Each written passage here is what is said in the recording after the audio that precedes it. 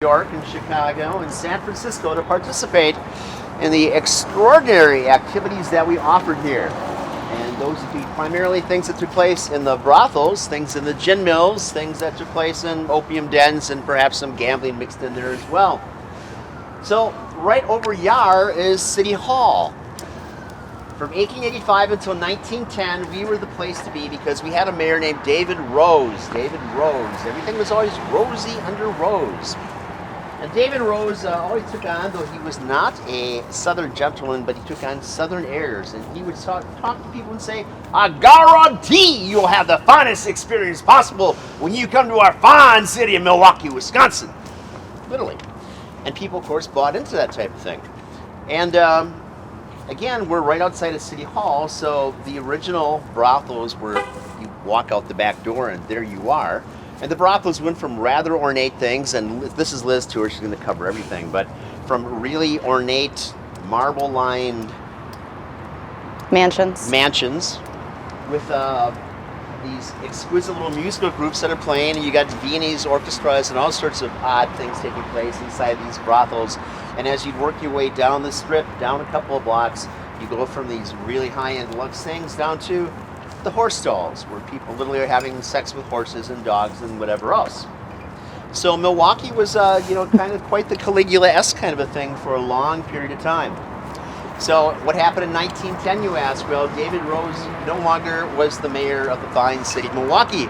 The Socialists came to power, and they have a hell of a long run going because the Socialists are still in power.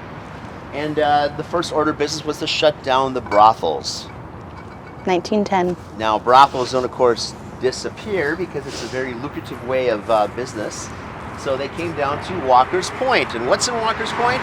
Shakers. Shakers! One of the 5 most haunted bars in the entire country is located in Walker's Point.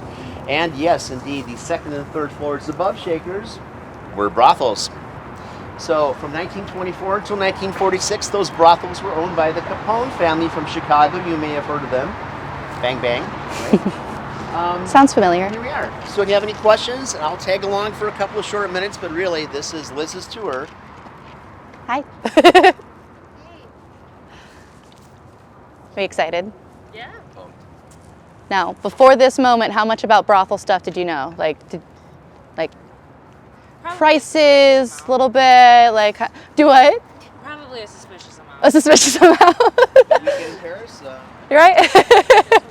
Amsterdam's lovely, Now, starting off, a lot of those brothels really kind of was a happy accident. Most of this area, and this street that we're on right now, is known as Edison, but at the time it was known as River Street. And in the late 1800s, mid 1800s, it was where a lot of cottage houses were. And most of the women that lived there were ladies whose husbands and boyfriends and fiancés were off fighting in a thing called the Civil War. Now, Camp Scott, I believe.